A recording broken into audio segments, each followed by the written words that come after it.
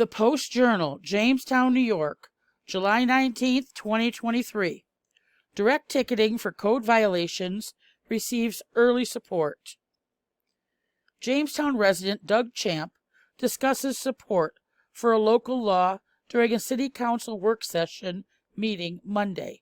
The law would allow code enforcement officers to issue fines directly for code violations. Post-Journal photograph by Eric Tichy.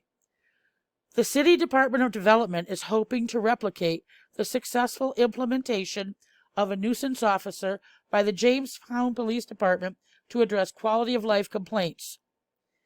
City Council members on Monday were briefed on a proposed local law that would allow code enforcement officers to issue fines for code violations. The current code enforcement process, from the time a complaint is received to its resolution, often can be arduous for city personnel. What this will do is allow us somewhere to what we've been able to see with the nuisance officer, where he can directly ticket for nuisance quality of life type items. Crystal Surdick, City Director of Development, said during a Council Housing Committee meeting Monday evening. If adopted, Surdick said the local law will allow code enforcement officers to immediately issue tickets upon inspection for animal maintenance, junk and debris, high weeds and grass, dangerous trees, unauthorized motor vehicles, and illegal burns. While we do already have ordinances that address all of these, this gives our code enforcement officers the ability to issue those tickets, said Surdick, who added that the city did review similar ordinances employed by other municipalities. She said there will have to be some procedural things that are put in place with the adoption of the local law, including the collecting of fines and addressing potential impacts to the court clerk's office. While we don't have all of those logistics worked out, we feel this is something that we should move forward with and hope that we have the council's support, she said. Area resident Doug Champ, during Monday's Housing Committee meeting, said the local law is very well thought out and very necessary.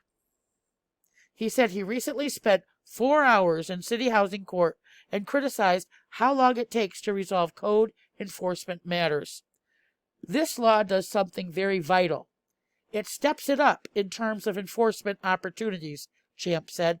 I'm not talking about roofs falling down. I'm not talking about structural problems. I'm talking about unregistered vehicles.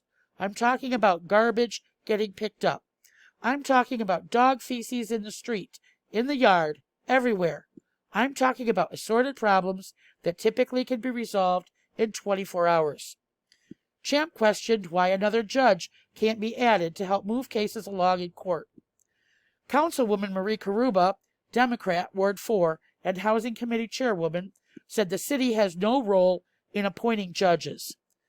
There are many things that we would like to do that are not the city council's or the city government's purview, she said.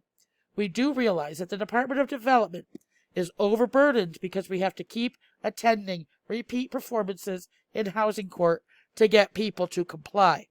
It's a waste of their time.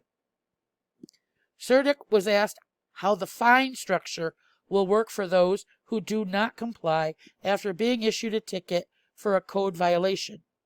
She said there is an initial fine, followed by the doubling of the fine if the payment is not made within 15 days.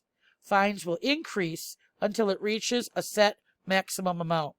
In addition to that, Surdick said, if they don't mitigate the issue within the designated period of time, we can then go and remediate it ourselves and then bill it back to them.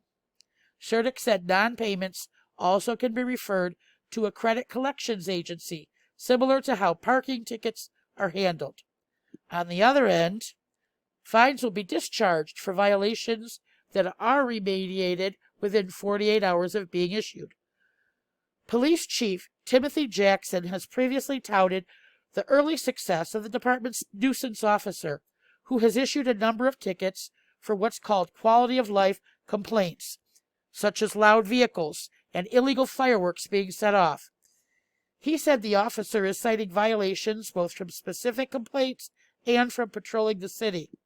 Surdick said she'd like to have the council take up the local law at its voting session July 31st. If everyone is confident that this is ready to go, we'll be ready, she said. Tony Dolce, Republican, Ward 2 and Council President, said the local law is a step in the right direction for the Department of Development. Again, it's not going to be perfect, but anything that we can do to help these quality of life issues, especially in the summertime, it seems to be more apparent with garbage and feces and bushes and grass and all that stuff, Dolce said. The sooner we can get a handle on this, just like the nuisance officer who started. It took time to get that position going, but once we got it going, it's working. It's making a dent.